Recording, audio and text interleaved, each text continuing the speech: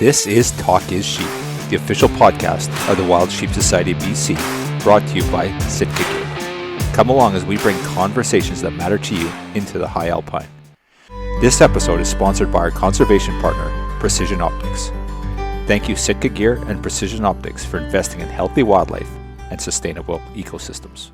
Well, ladies and gentlemen, this is indeed a truly special podcast. We are joined by none other than the illustrious and the well-known, renowned Wild Sheep Foundation Alberta chapter leadership. Mike, Brian, thanks for being on the podcast tonight, gentlemen. Thanks, Kyle. Yeah, thanks for having us. It's awesome. Greg, your smiling face, you're pretty happy over there. So I know you're stuck in Prince Rupert, but you got your mic, so we're all set up for the next couple weeks here. We're set. Yeah, I got my mic, and I'm just admiring Brian's beard. It's not too often we jump on here and someone's got a better beard than me. I'm feeling it's short compared to what it usually is, Greg.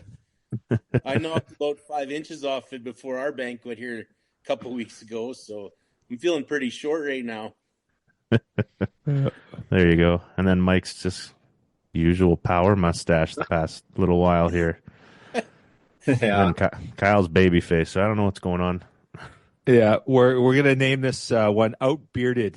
That's the name of this podcast. So, it's pretty impressive, I'll say, Brian. Anyway, gentlemen, welcome to the podcast. Let's for our listeners that maybe don't know the ins and outs of Alberta. Mike, kick us off with who you are and what you do in the world of wild sheep. Yeah, you bet. So again, thanks for having me. Thanks for having us. This is I think my second time on the podcast and our third time as Alberta, I think. I'm the current sitting president of Wild Sheep Foundation Alberta. Going into my second year as president, and then I think I'm going into my fifth year on the board of directors altogether. So, all things considered, I feel pretty green on the board still, but before I get elected as president last year, when Matt Mellon stepped down and stepped away from the board for a bit, I was looking after the projects. I was the projects chair for Alberta, so came in with some pretty intimate knowledge of the operations and what we had going on with the foundation, and doing grant applications and reporting and all that fun stuff. So, like I say, came in with some pretty good knowledge and felt that, I was able to step up to this role. So, like I say, in my second year as president and enjoying it. Things are going well.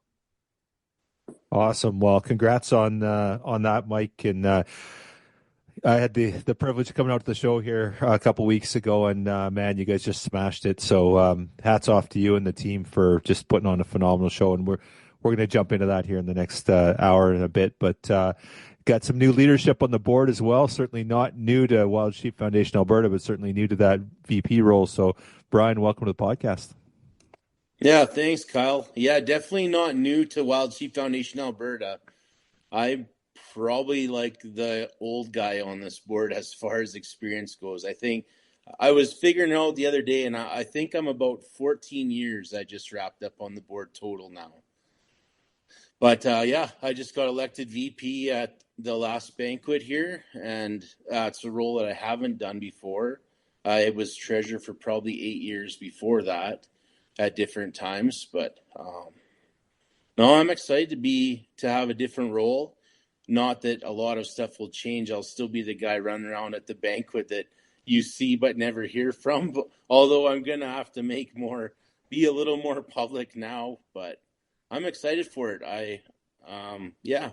Been there a long time. I've been through a lot of stuff there and really passionate to still be here. There's a new excitement, and I'm really happy to be on board still. That's awesome, man. Well, congrats. Lots going on in Alberta, lots of interesting stuff, and you guys are even making a little bit of getting some attention in the media, which is always nice to see.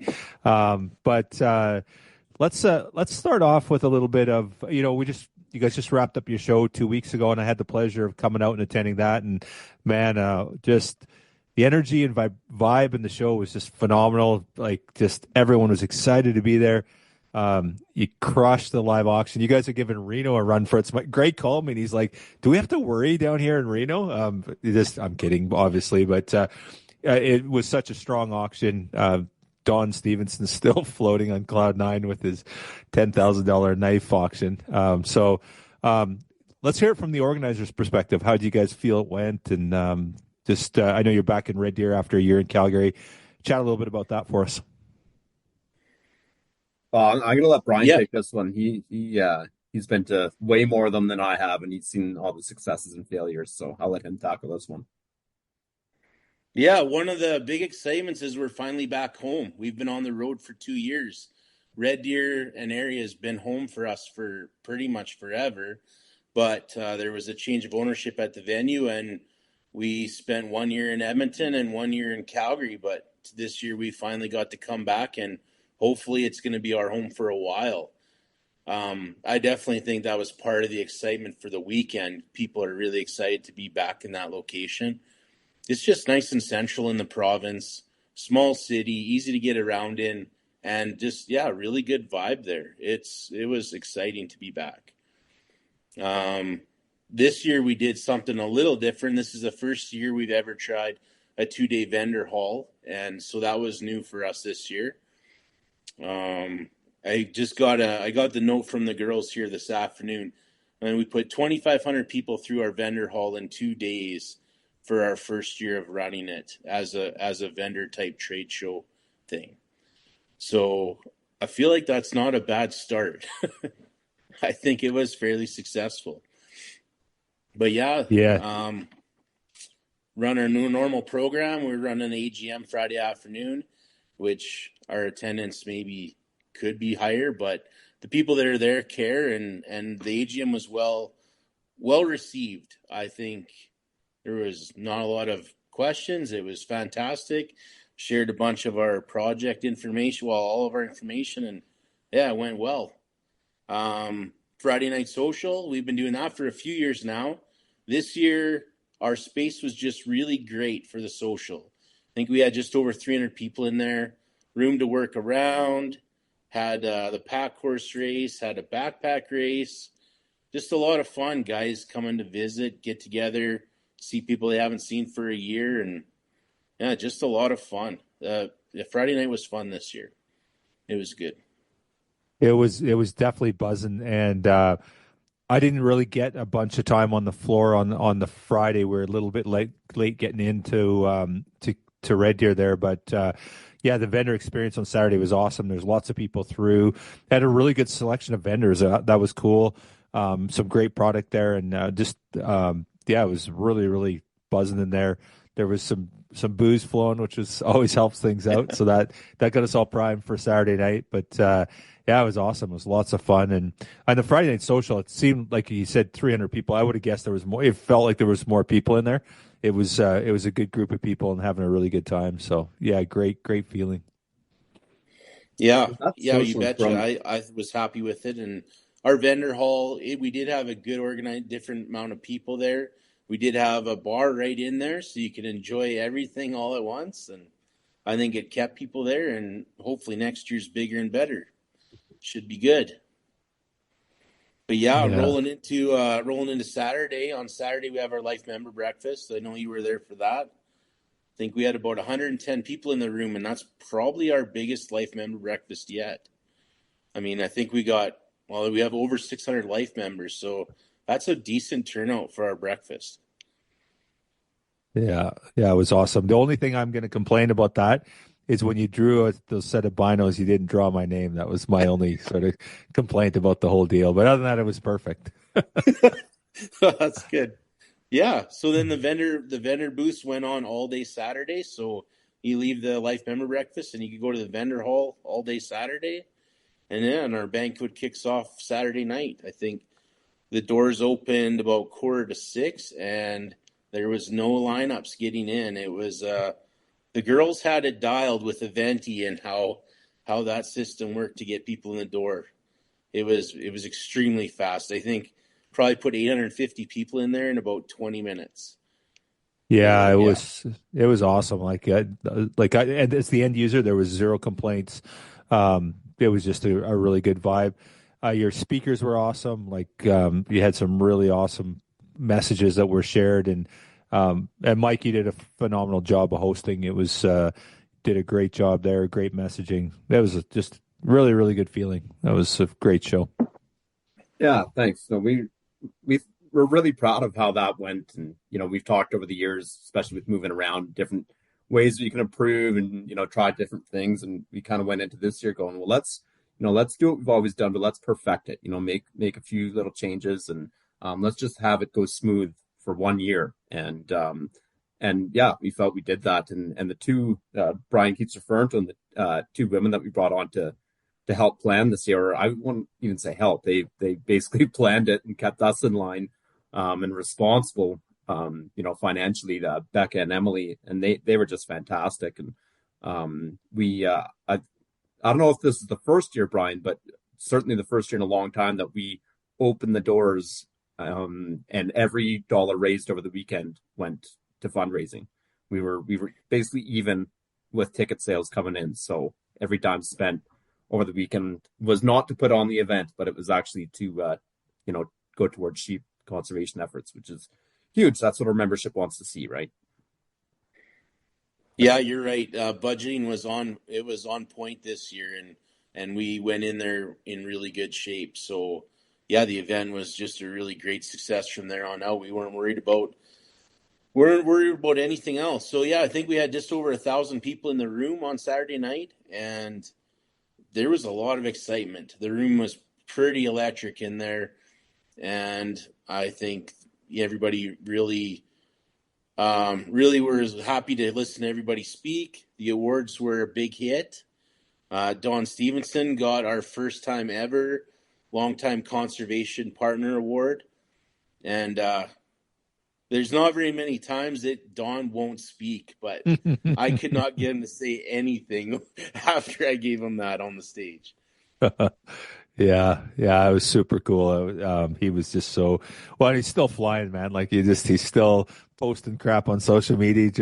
He can't help it. He's just beside himself. So, but that's a testament to Don. He's 25 years he's supported you guys, and well deserved, and just such a humble, caring human being, and just he just wants to do more. It's like, Don, you're doing enough, buddy. You don't need to do any more. No, we're doing this. Like, and that's what, to me, like, that speaks volumes about our sheep community, is that, like, we really see the value of collaboration, support, and how many of we probably all have life members with each other and all that sort of stuff, and a bunch of other conservation orgs, and Don supports Alberta, and you guys were kind of his first, right? But he supports in BC, he supports the Alliance, he supports national, and it just keeps giving. And it's like, yeah, they just don't. I don't see that as much with other sort of conservation groups. I think the sheep community is a little bit blessed or lucky in that way. Yeah, very lucky. There's very few guys that give as much as he does and ask for basically nothing in return. He's there for the right reasons, and he's just happy to be part of it. Yeah, we had a moment at our show where we misplaced one of his knives that he donated. And I had the pleasure of going to tell him, like, hey, we might have lost your knife. And that guy just looked at me, he goes, no worries, auction it off. I'll get him one in 3 weeks. And then that was it. It's like, the guy's amazing. It's just such a stand-up individual with such a big heart. Well, the one thing I think, too, is with that knife in Alberta, so the backstory is they you guys awarded Don that, and then you did the auction. The knife went for a stupid amount. I think Don said every year the same guy usually buys it and donates it back. It's just a tradition.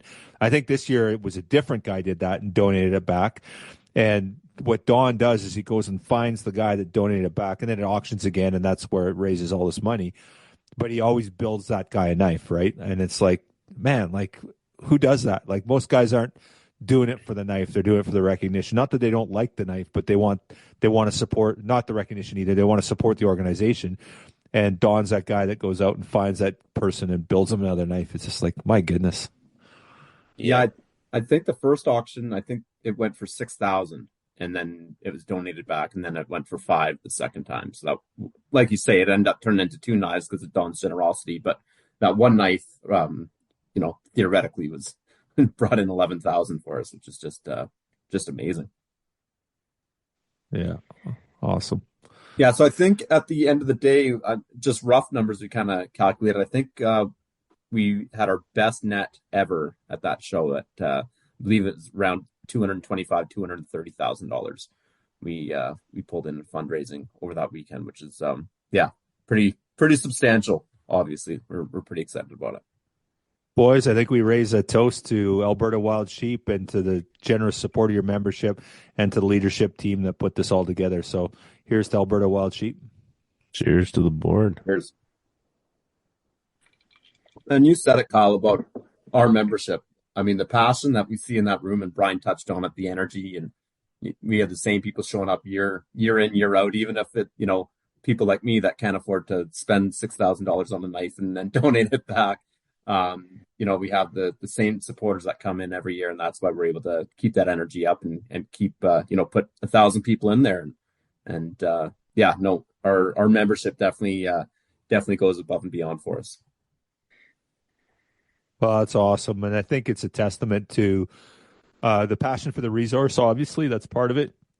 But also the work that you guys are doing. And I think that, I don't know, maybe want to touch a bit more on the banquet, and we can.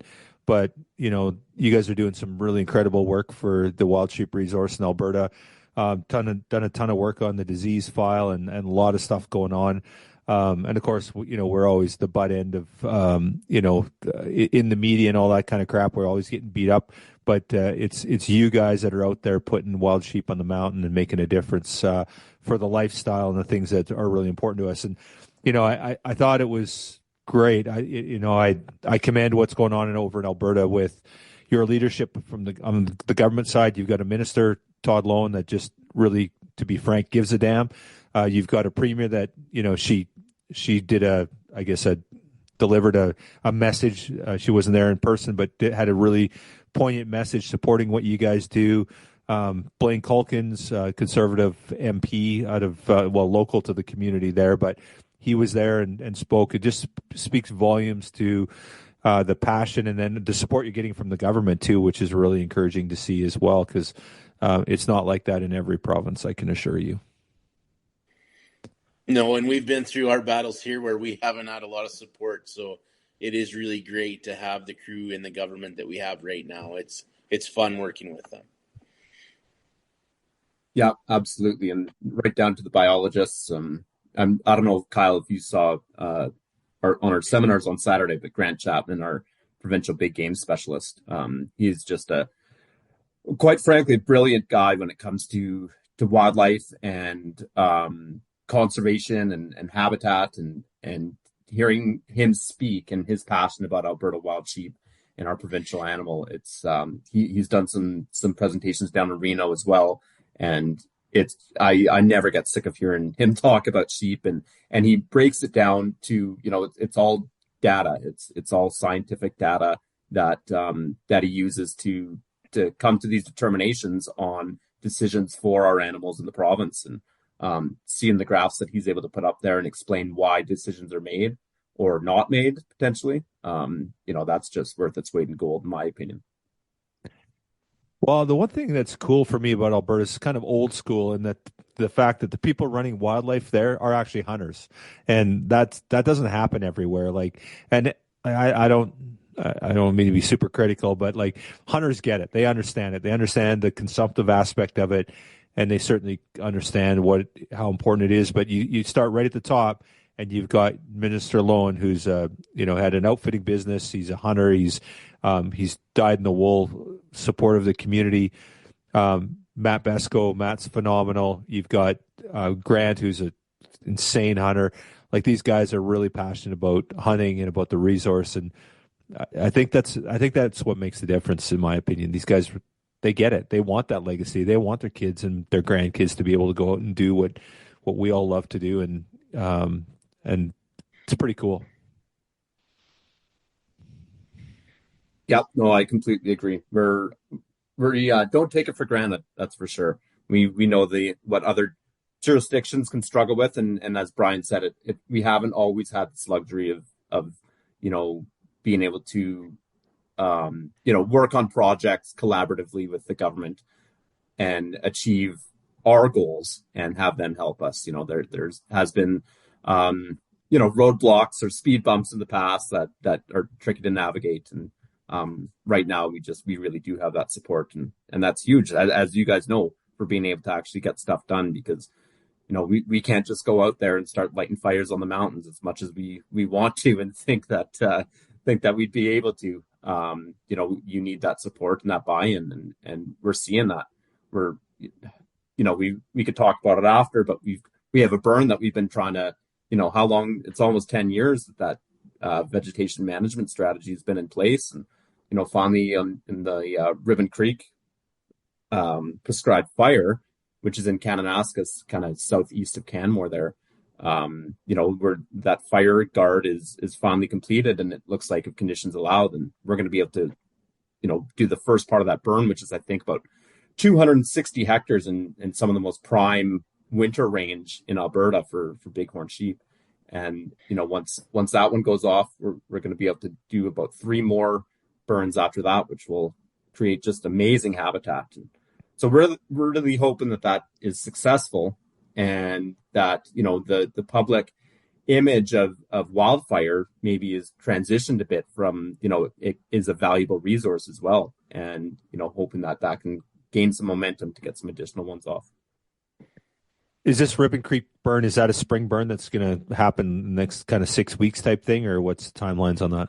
No, the initial burn is a fall burn. So we do have to have a little bit of patience. And like I say, there's 4 different burns within it. So each one has to happen in order for the next one to happen, to cap it for safety reasons, to create those barriers. So like I say, we've been pretty patient. We need to have a little more patience, but seeing the government prioritize this and seeing crews out there and actually seeing smoke come out of the tree line there is, it's pretty encouraging that we're gonna start seeing this stuff get done.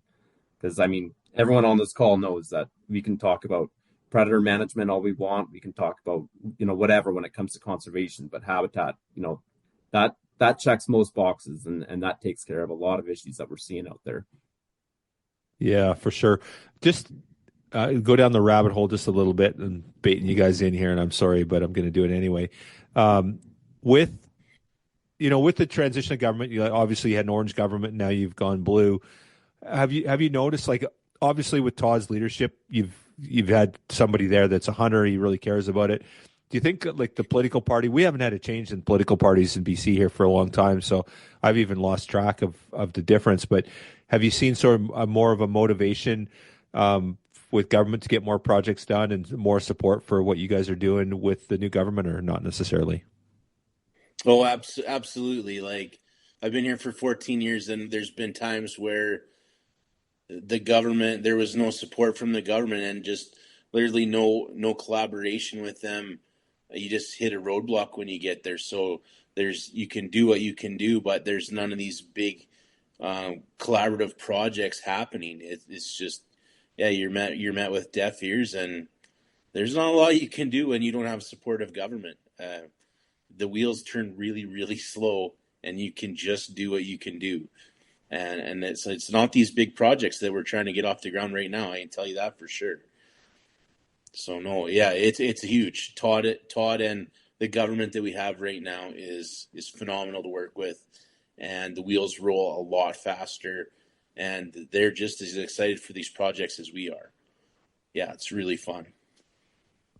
Yeah, you could definitely hear the passion in Grant's voice. He gets so fired up, and it's like you said, Mike. It's fun to listen to him talk because he's super passionate. Like, and he just, like, he can't turn it off, man. He's like the Energizer Bunny. He's so fired up in a good way, and love that enthusiasm that he has. And you guys got some great people doing some really good, and even Matt, his work and stuff. He's, as the executive director for wildlife, he's doing a phenomenal job there as well. Really good leadership as well. So you kind of got the trifecta. You got the bios, you got the executive, the senior bureaucrats, and then you got the elected official. You got all 3 of them. So, yeah, well done. Yeah, no, it's great. And if there's someone that likes wild sheep more than Grant Chapman, I'm not sure I want to meet them. We're super fortunate. And you know what? Having those guys travel down to Reno and be available for, Albertans to chat with and have their ear for a couple of days to be able to, legitimately go and discuss concerns that, citizens and residents have. That's amazing access, and it's not always positive. I mean, I know that there's been a few times and they've gotten earfuls down there from people that may not agree with some decisions, and they have a conversation about it, and that availability again, that doesn't happen with all leadership and in every jurisdiction. So I commend those guys for being available and being present and representing Alberta, the right way. Yeah, those guys, they set a gold standard, I think, for actually going down there, being available. Like it's pretty cool to see, and I wish we can get some of our guys down there to actually show face and be open to the public. People can go and approach and talk. Like we had Todd Lowen at our table the other year, and it was great. Just sit down, chat with him. He's up on stage. He's presenting for your guys' tag. Like it's pretty cool to see, and I think a lot of people should take notice and try to follow suit.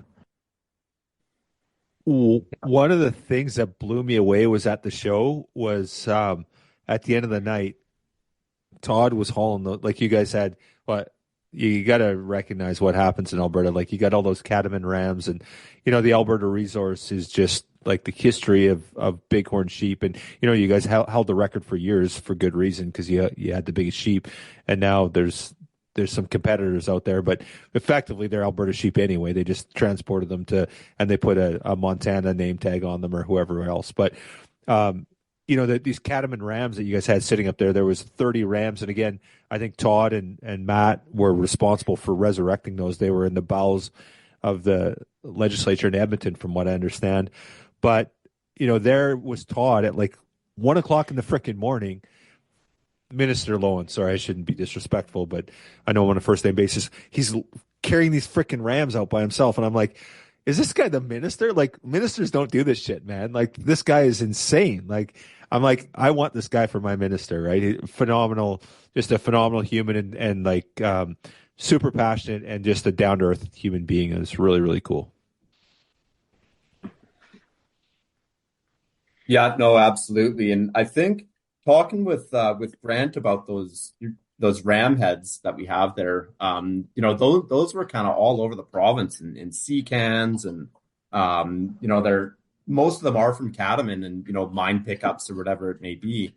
And I think Grant said there's something like, they've found about 400 of these things, across the province that did everything from ewes and young rams to rams that are pushing or over 200 inches. I know some of them are from the Movi die-off down south in the 80s.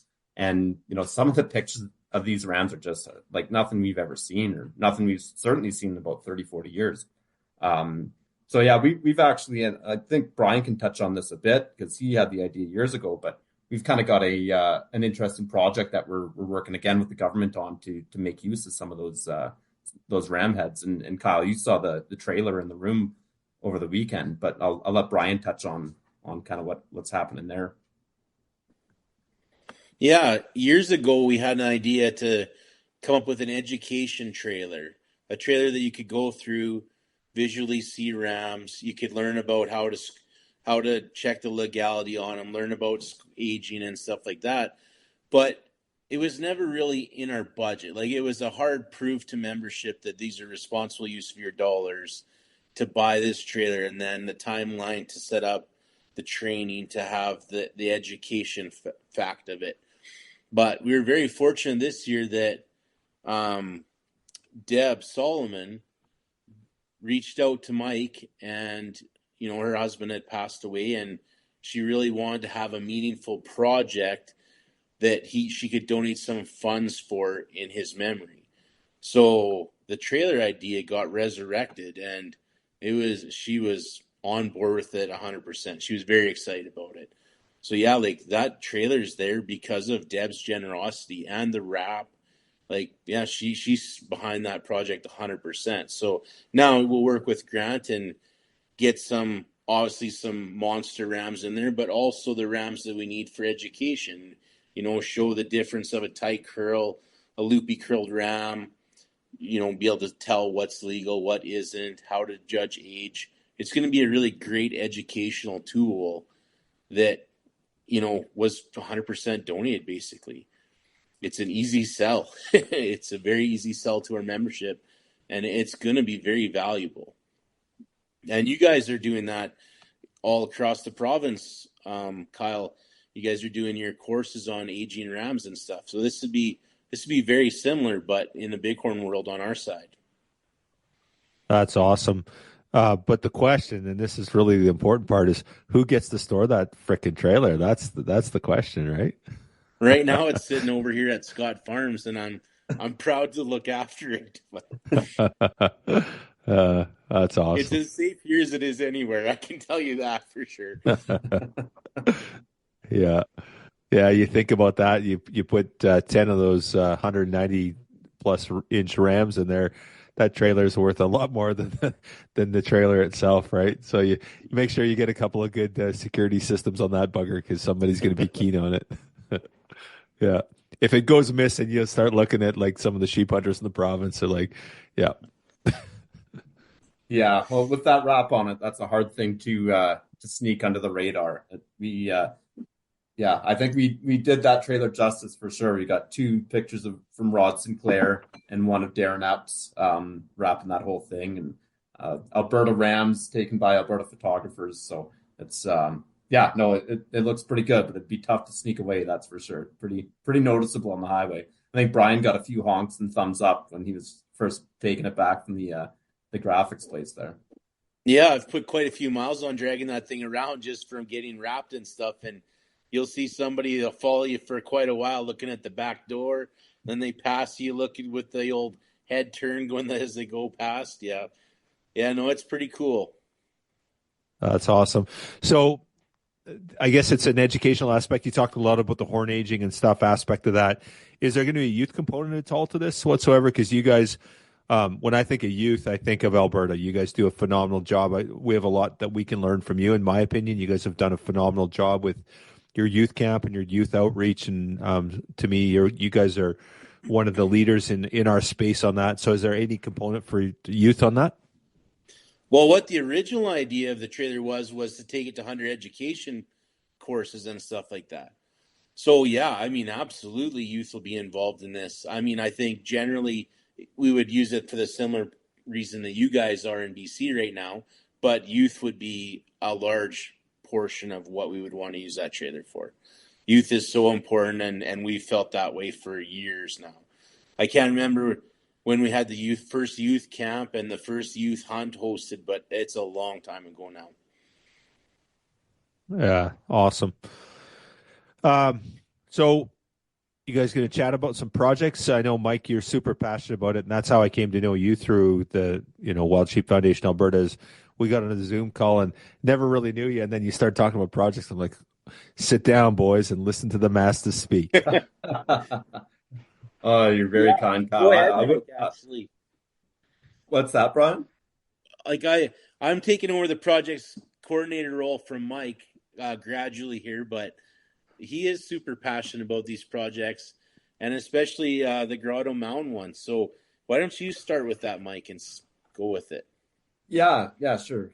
So Grotto Mountain, again, I'm going to keep going back to it, but this is in collaboration with our government and our biologists who approached us. Every year they approach us with different project ideas, and it was a number of years ago they approached us with this idea to, when talking about those burns that are so tough to do, and for various reasons. But, in these areas, so Grotto Mountain's an area that's just outside of Canmore. And again, I talked about where the Ribbon Creek burn is with crucial habitat. Grotto Mountain's one of some of the most crucial wintering range and lambing grounds we have for bighorn sheep in southern Alberta through the Bow Valley there. There's about 200 sheep that live there throughout the year and utilize that space. But because it's a populated area right outside of Canmore, right along the Trans-Canada and Highway 1A, the conifer encroachment in that area is it's incredible, because there hasn't been the ability to let it burn and let that stuff, be kicked back naturally. So every year, those sheep and all the wildlife in there are losing, more and more feed and escape terrain, and all that habitat is just slowly disappearing. So the government of Alberta approached us about the idea of performing some mechanical habitat enhancement without having the ability to burn in these areas. It's a way that we can actually take matters into our own hands a bit through permit approvals and actually be able to log this area, and return it a few areas on the mountain, return it to what it once was, and that's that montane grassland that supports these sheep and all the ungulates and even the predators in the area. And so yeah, we're in the process right now. I know, Kyle, you've seen it. We took a tour of it when we hosted chapters and affiliates, and actually saw a band of rams up there, which was perfect. We radioed ahead and had the people release them, so we gave everyone a thrill. No, it was it's just such a crucial area, like I say, and we're really looking forward to this project kicking off, and we should start seeing trees hit the ground this year. Brian and I are on meetings, basically weekly with our forestry contractor that we brought on, as well as Government of Alberta biologists that are, and parks representatives as well. And the support we've seen is huge. So we're excited to start getting some trees on the ground and have this project be a success. Then we can start looking into other areas and kind of snowball this prescription to get some habitat work done, by our own hands in Alberta, right? So yeah, it's very exciting. Well, I'm a little bit familiar with this project for a few reasons, and one of them is because we had the CNA Summit in Calgary last year, and that was one of the appeals that we did. So there's huge support from the wild sheep community on this one.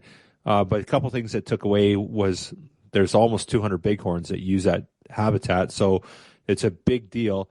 And the thing that struck me when we toured that was it's frickin' downtown Canmore, man. You're like literally in town. Like that's insane. Like, and that's the cool part of it. It's like there's that area there, but to recapture that habitat and create some new, some new winter range for those sheep is pretty awesome in my opinion. And so close to town.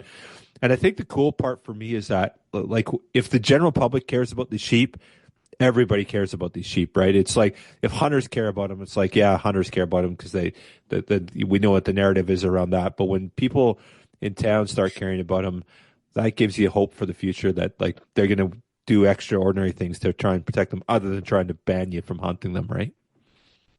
Yeah, no, absolutely. And we, the thing we saw too last year with the unfortunate situation in Jasper with their wildfire is the town of Canmore has really, it seems like the residents there have really realized the significant threat that wildfire poses to those areas with, advanced conifer growth and mature forests. And, that stuff gets taken care of one way or another. And the longer it's delayed, or if it's not dealt with, the worse and the worse it gets, it could be catastrophic, like we saw in Jasper. So Canmore actually, around the town site, there's been significant logging that has happened, both on the north and south portion, to create these big fire breaks.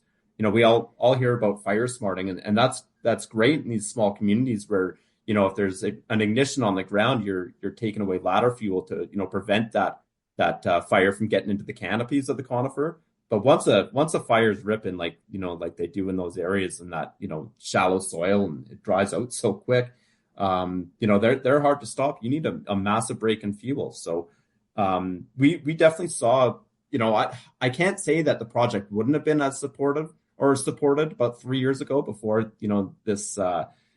this focus on wildfire was so prevalent, but it certainly hasn't hurt us in terms of getting that buy-in from local stakeholders and residents. They're wanting to see those fuel breaks. So if we can enhance wildlife habitat as we're doing it, then we're killing two birds with one stone. So that's great.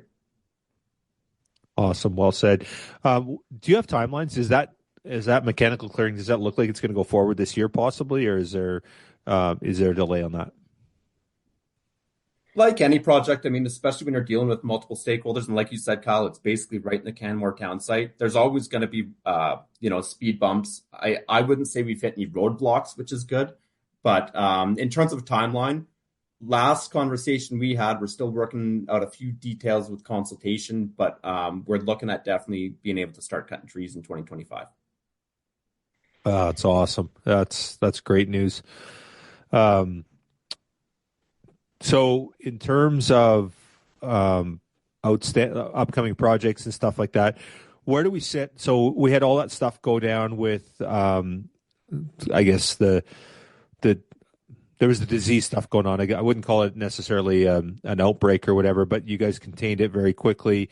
But I think it was 2 years ago now, you guys had all that disease work that was going on and had Semimovie on the landscape. Where do we sit with disease in Alberta now? Obviously, it's a looming threat at all times. You can never go to bed and rest easy. But that said, where do we sit with disease on the landscape now in Alberta?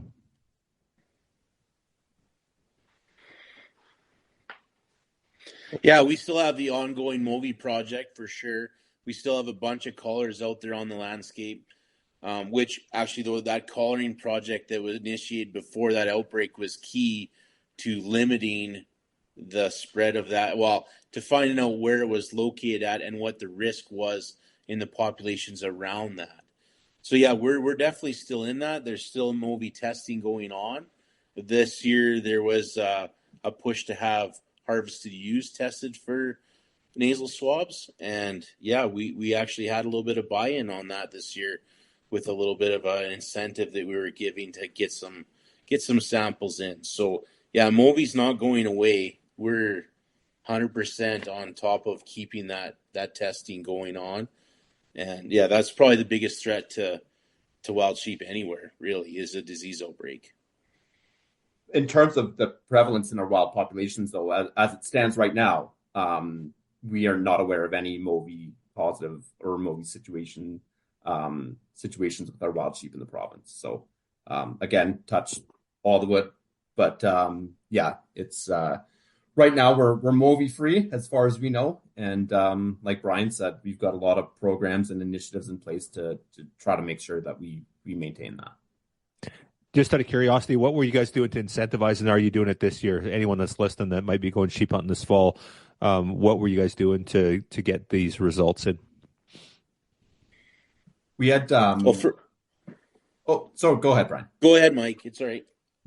We had so last year I think we had, I can't remember, it was about 3% or something of samples were returned, and there was no incentive in place. So this year, with talking with the government, we and actually through some Minister Special License funding, we had 2 $500 gift cards to Cabela's Bass Pro Shops that were randomly drawn for any samples that were submitted. So yeah, 2 people that harvested their ewes and took the time to swab and send that in and provide us that obviously crucial information.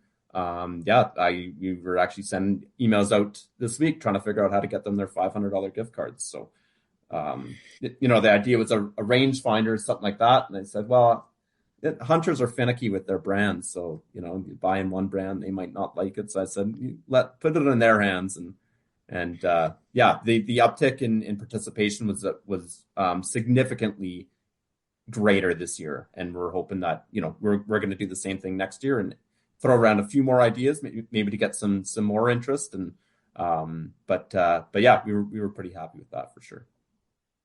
Oh, that's awesome. It's one thing in BC we've been sort of softly pushing and advocating for, and we just don't get the buy-in. Government's not too keen on it for a variety of reasons. And yeah, I think that you've done it in the Yukon, you've done it in Alberta. Maybe that'll be the impetus to get us to do something here in BC. But it's been a little bit of resistance internally from the science community on it, unfortunately. But I'd rather have some data than no data. So good on you guys for doing that. It's awesome. Very cool to see. So okay, so I know there's a few things we want to talk about before we wrap up. Any other project stuff we want to touch on, or can we move forward to it? Anything else you guys want to talk about?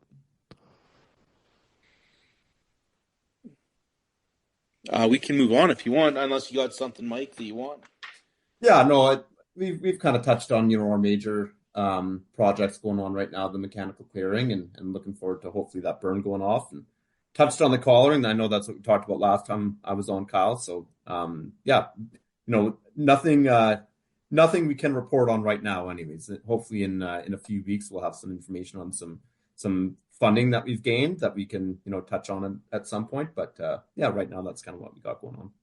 Awesome. Well, those are great projects. And just from a Wild Sheep Foundation chapter and affiliate perspective, that Grotto Mountain project was obviously, people are super fired up about it. And you guys did a phenomenal job when you did the tour out there to Canmore and showed us the habitat and the work that you're doing. So I'm really excited to see that go forward, and a lot of really good benefits for Alberta's wild sheep in that area. And a significant amount, like 190 bighorns. That's a lot of sheep that are going to benefit from that. And if there's more habitat, there's more sheep on the mountain, which is good for everybody. So awesome.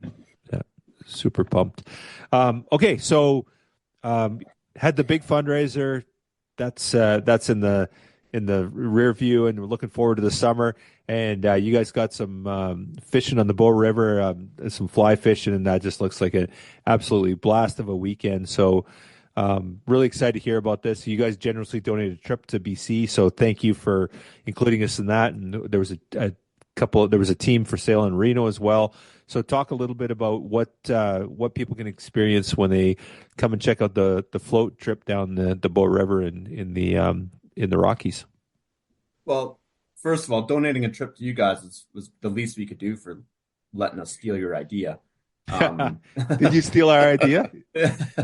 Kyle, as you know, I reached out to you a number of months ago, well before Reno there, and saying we had this idea kind of kicked around about a fishing trip, and I want to make sure that you're okay with us kind of stepping on your toes. So luckily the sturgeon fishing isn't as good in Alberta as it is out in BC, so we had to change lanes a little bit. But yeah, no, we're launching our inaugural Bighorn on the Bow fishing tournament this year, which for those that don't know, the Bow River, well, most people know the Bow River flows through Calgary, and then downstream is some of the best fly fishing in the world. It's absolutely world class. Specifically, we've got a good population of rainbows in there, but the brown trout fishing in that river is just, it's like nothing you've ever seen. So yeah, we're gonna have 10 teams going out on I think it's July 19th, I believe. And yeah, we're gonna have a good time on the river, and we've got the 10 best fishing guides, we were told, on the Bow River already lined up, and so we've auctioned off 3 trips, like you said, Kyle, one in Reno, one in BC, and one in Alberta. And actually every purchaser of those, so it's teams of 2, and every purchaser gets a warm-up day from the auctions.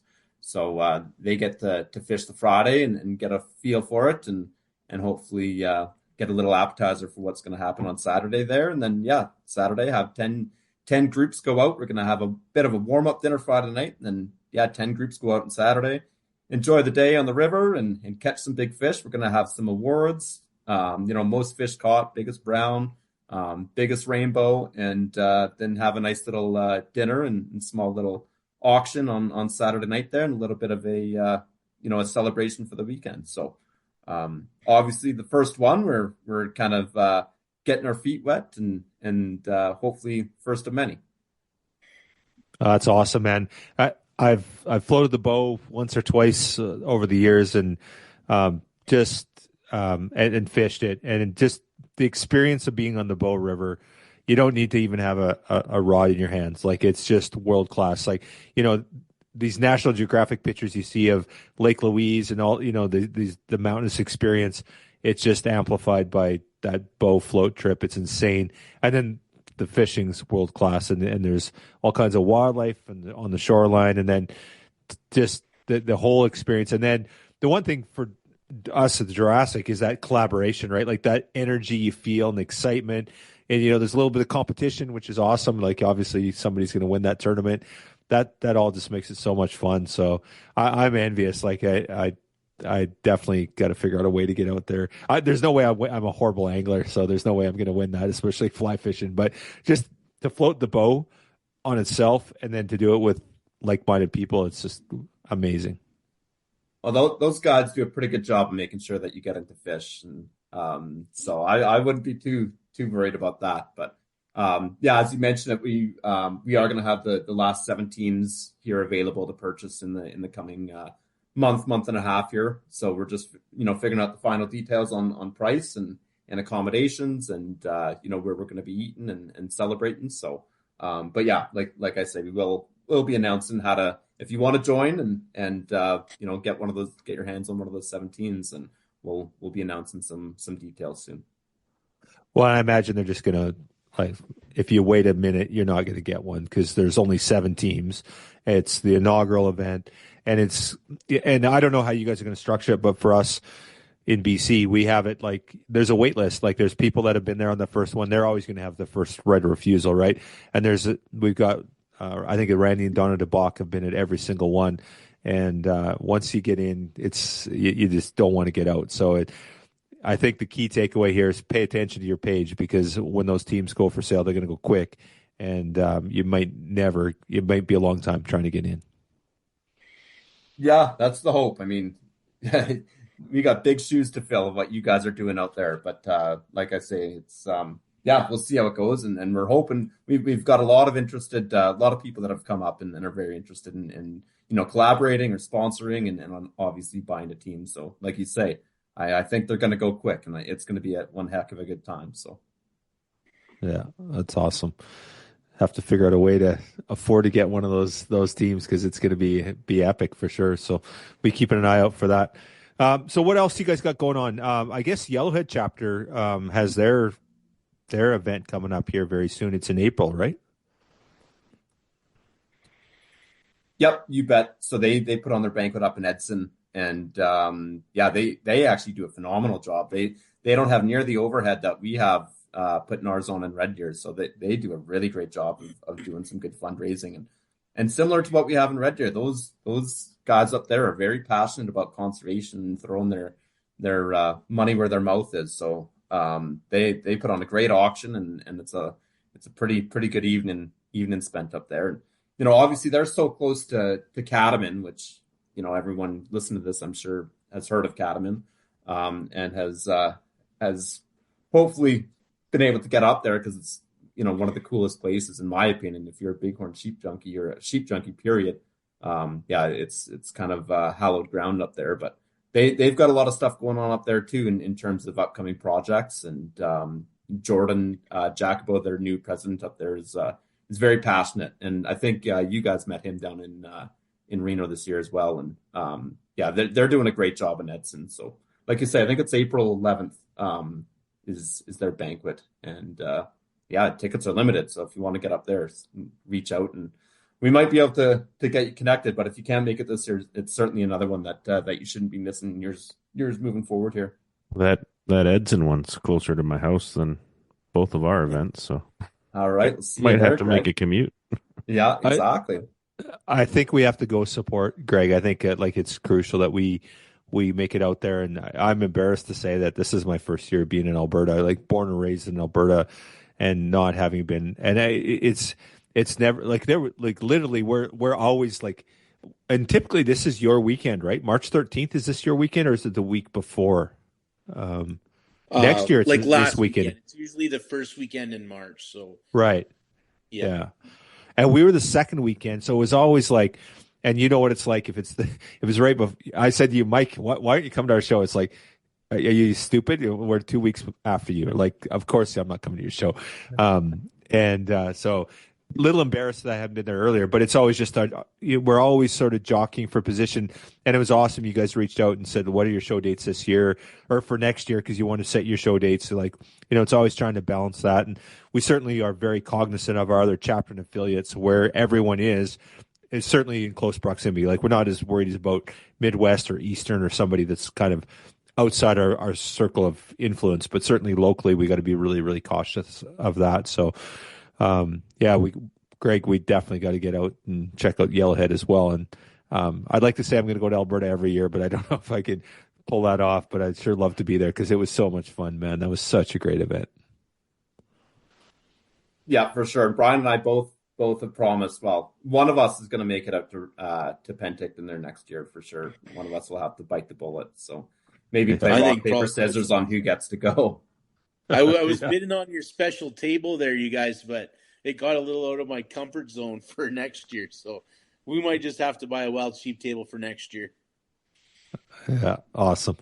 Well, that's the beauty of our wild sheep community. We're all there supporting one another. Like we said, we're all life members of each other's orgs and always there to support. And it's about the family aspect of it. And I think that's one of the cool things. And I talked about that when I was out at your show there, and it's like we truly are a family. And I think Alberta and BC, we have that special connection, being and we have Yukon now, but Yukon's kind of new to the fold in many ways, but we've just got that special relationship. And there's a lot of sheep that go across that Alberta BC border that they don't sit there and look at whether or not they're paying GST or PST or not. So it's pretty cool. So yeah. What else are we missing? Anything else we're going to chat about, gents? No, I think that kind of gets us up to speed of what we got going on here. Like I say, we got a lot of irons in the fire, and yeah, only a certain amount we could talk about right now. We got to wait for some decisions to be made, but yeah, it's all looking really positive for us over here right now, and we just hope to keep the momentum going. You had mentioned earlier that you guys have just over 600 life members. How many members total do you guys have? I think about 1,100, maybe just shy of 1,100. Yeah, that's probably a pretty good guess. That's incredible. The ratio of life member to member, like that's something to hang your hat on. That's something to be proud of. Well done. Yeah, it helps. I think we're probably one of the cheapest ones out there still. And, we certainly have been able to sell a lot more down in Reno over the past few years with the exchange rate, because 750 Canadian for a life membership looks pretty good compared to a lot of the stuff on the floor like down there. $50. But, yeah, exactly. But yeah, no, I appreciate that, Greg. We, obviously we talk all the time about the importance of membership and how they're the backbone and the biggest supporters of our foundation. And that's why we're here. I mean, we're here to act on behalf of the membership and make decisions that they trust us to make. So, yeah, the stronger membership we have, the bigger voice we have, and the more significant changes that we can see made, right? So. That's awesome. Okay, so on that note, it's funny that you brought that up, Greg, because I was thinking about this. So I was at your life member breakfast, and I issued a challenge. I said, I asked everybody to step up to the plate and buy a membership. And I'm a bit of an idiot, and I bought 3 life memberships for my dad.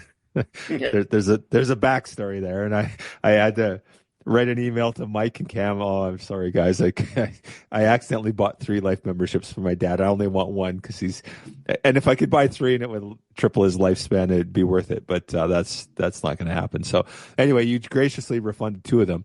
But anyway, I'm challenging all our listeners to buy somebody a life membership or a membership to the Wild Sheep Foundation. Introduce them to our community, the great work that's being done. You guys are doing a phenomenal job. Wild Sheep Foundation Alberta, your board of directors, your members are crushing it. You're looking after the habitat, wildlife, wild sheep in Alberta. So this is an appeal to all our listeners to let's step up. Let's go and buy a membership or a life membership to Wild Sheep Alberta. I did it for my old man. He's super elated and really stoked. So here's the deal. What we'll do is if you buy a membership or a life membership, any membership whatsoever for yourself or a family member or anyone else, send me an email to kstelter@wildsheepsociety.com, and we'll put your name into a draw, and we're going to do a giveaway for that. I'm not telling you what it is, but we'll announce it on the podcast. So that's the deal. So that's the call to action. Get off your sorry butts. We got to support wild sheep in Alberta. The boys and girls on the board are doing a great job, and phenomenal fundraiser. And let's just keep driving all we can for wild sheep in Alberta. Thanks, Kyle. I really appreciate that. I mean, I love what you guys are doing here and being able to give, people in our industry and our, sheep family a voice to kind of let people know what we got going on. And you're definitely the gold standard in terms of communication and getting information out there. So this podcast is great. I don't miss one, and, happy to be on. And quite honestly, Brian and I have talked about it, hosting that chapters and affiliates this year. we were blown away by we're a fairly young board outside of Brian and Mr. Kopecki, but just that sheep family that you talked about, and the support that we get from chapters all the way from frickin' Florida, and Texas Bighorn Society and Eastern and Midwest and all the Western states and of course provinces. It's just amazing that they care not just about their own stuff, but about what's going on throughout North America and truly put their money where their mouth is. And we are very, very honored and proud to be part of that family, and looking forward to being able to, certainly pay back what we experienced in Calgary this summer. So to all the chapters and affiliates and everyone listening, I can't state enough how much we appreciate that. That's awesome. And I think can't be overstated either, is that the amount of support you have from them and recognition of what you're doing.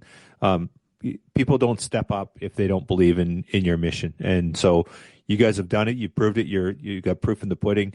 And again, think of how far back these transplants go across North America. Like how many Alberta Bighorns have been transplanted to all these jurisdictions across Alberta. And, and it's humbling. Like I see now we're struggling. We've had some disease issues here in BC. We're getting crushed in many ways. And we've got, Oregon stepping up and saying, hey, we want to send sheep up there and we'll pay for it, by the way. And we're like, no, we want sheep. That'd be great if we can get that.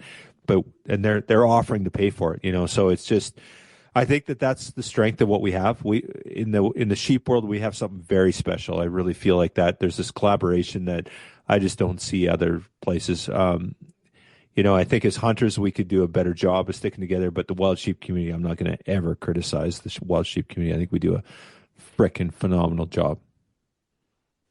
Yeah, I couldn't agree more. Absolutely well said. Awesome.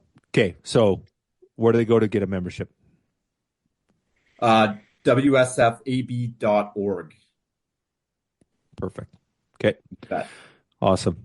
I think Greg just committed to buying a membership. That was the deal. So he's already a life member. So I'm sure he's going to get Connor something, but that little bastard steals all my money already. Awesome. Gents, Brian, Mike, thank you so much for your time tonight. Keep up the great work, and just an honor and privilege to work with you. Thank you for all you do to support us here in BC, and it's a privilege and honor to work with you guys and support what you guys got going over there. Thanks for having us. Cheers, fellas. Cheers. I'm all about that.